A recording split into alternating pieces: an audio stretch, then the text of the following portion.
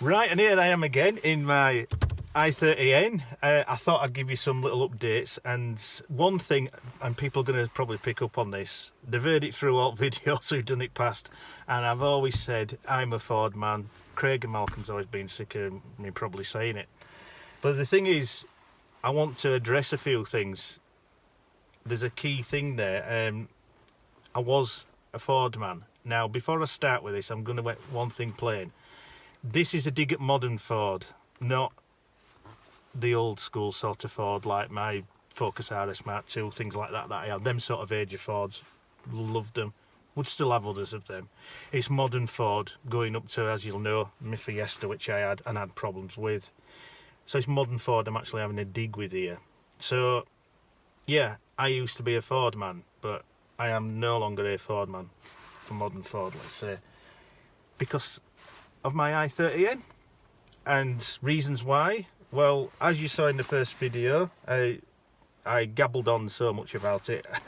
It's unbelievable. But yeah, I've had some little changes to the car first. Obviously, in the video you'll have seen where I said I wanted to do the N logos on the side skirts. They're done.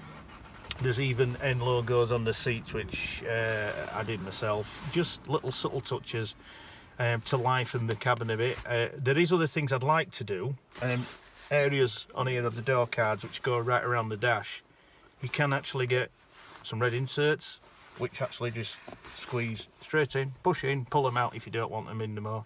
Things like that.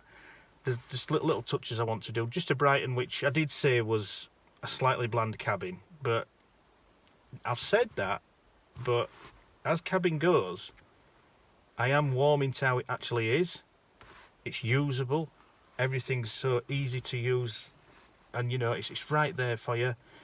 The display, well, the display and the whole system, it's win-win with it, because for one thing over everything, it works. And that was the issue with the Fiesta. That system in there was dire. If there's anyone out there with a Fiesta where the system's fine, sorry if you're going to turn around and say, but mine worked and all that. Yeah, great, but mine was dragged from hell. It was rubbish, didn't work, shut itself off, as you all know if you've seen the videos. And it's just a breeze to have this system that Hyundai's got in.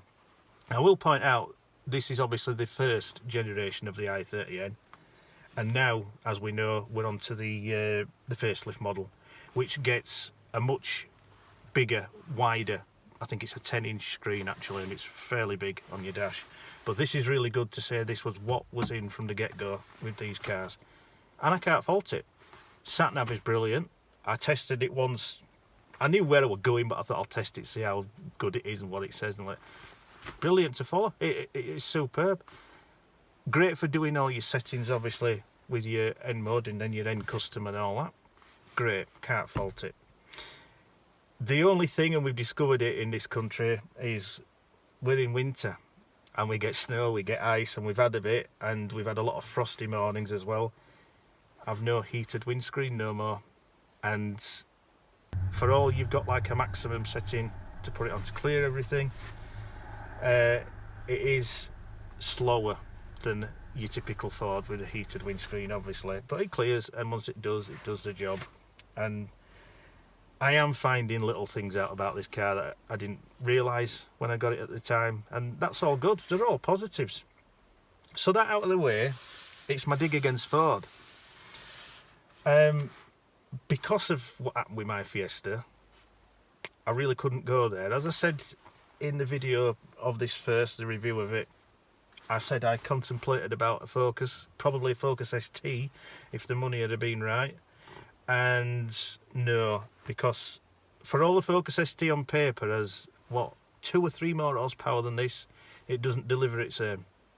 It's not as good as this on the roads at all. It doesn't sound as good, it's not as good. And as I said, they're a bit samey. They look too much like the ST line Focus. And I just didn't want it after everything I'd gone through with the Fiesta. So glad I got this. So that puts that Focus right out of it. There was no way I was ever going to get one of them. So yeah, my dig at Ford. I've got a thumbs up over there from my neighbour just because I'm actually on the drive at home. And he's sorting his car out now. He always looks at mine. Anyway, but like I said, my dig at Ford basically is I got sort of hounded by them when I had the Fiesta. Do you want to change? Do you want to do this? Do you want to do that? And as you know, the car went back to them 7 times. I've worked it out now. I've looked at videos and it actually went to them 7 times over the stereo. I'm sorry, Ford, but that is dire. For something you couldn't figure out is dire. For a car that was under warranty and all a lot. No, sorry. With this Hyundai, I've got a used car, right, that is now going to be, in April, is going to be 4 years old, so I've still got a full year's warranty on it. Ford, you've got to pull your socks up, and that's not also a dig at Ford as well, that's a lot of them. You only put like 3 years warranty on your cars. It's not enough. I don't think it's enough when other car companies can do more. Kia can do 7, Hyundai can do 5. I mean, come on, it's not hard. So that's another little dig. But it's the way Ford pestered and sort of expected, let's say. I'll say that, expected me just to change my car and roll over and smile and just come away with another Ford and put money in their bank sort of thing. And it was never going to happen after what happened with the Fiesta, I'm sorry, never. So now I'm a Hyundai man.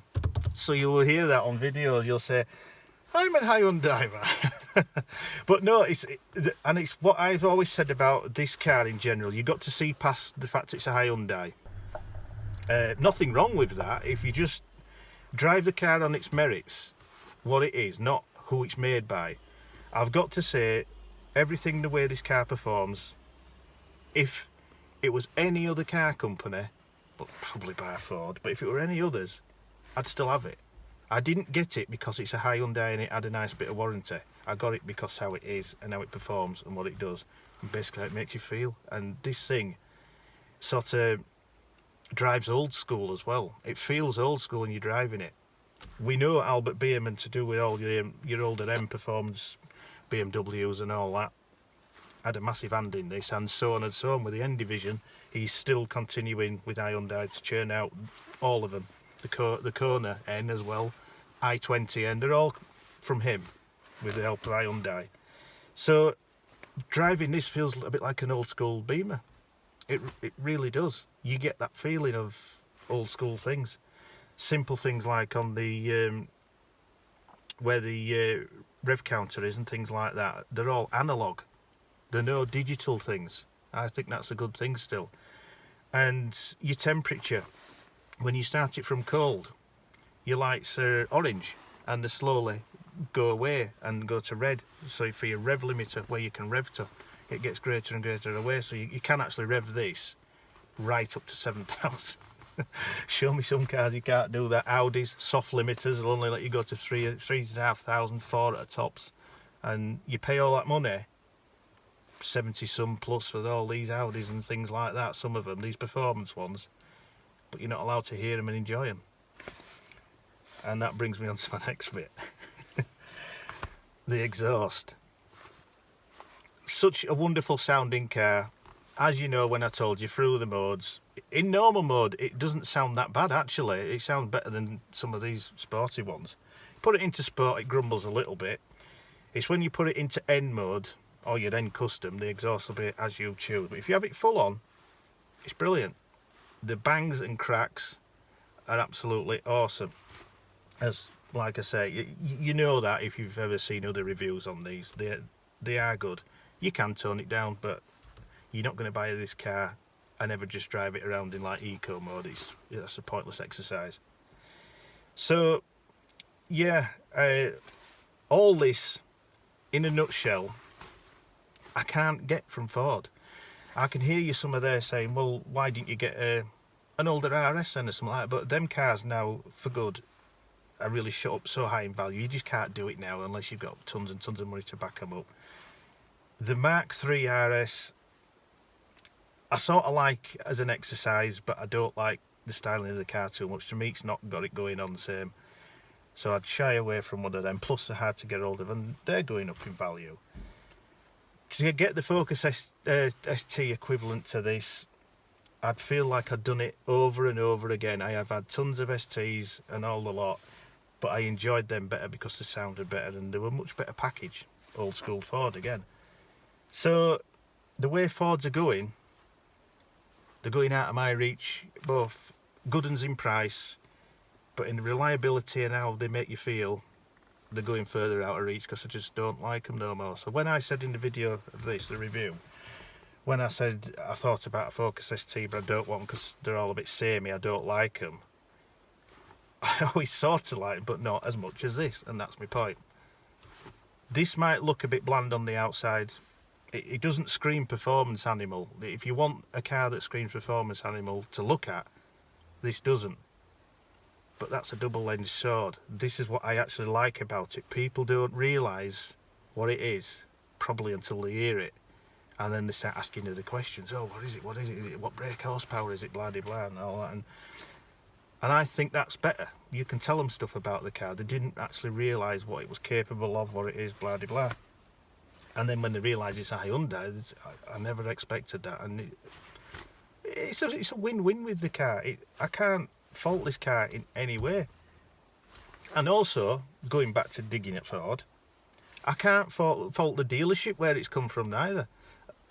I'm not going to advertise for them, but they are local to me and they're a small family-run firm, this Hyundai garage. Like I say, I won't advertise and mention the name, but you might even cop a glimpse of it on number plate or whatever. But leaps and bounds above any Ford garage I've ever had dealings with. They don't pester you. They don't push you into a sale. If you don't want it, they know someone else will, and they're fine with that, and they'll walk away and leave you to it. And I think that's a much better way of dealing with you. Ford, it's pester, pester, pester. I still get on my phone emails. I still get text messages, missed calls. Would you like to come down and have a look at this? I'm so tempted to actually drive this down to the showroom and crack the exhaust and then just drive away and leave them to it.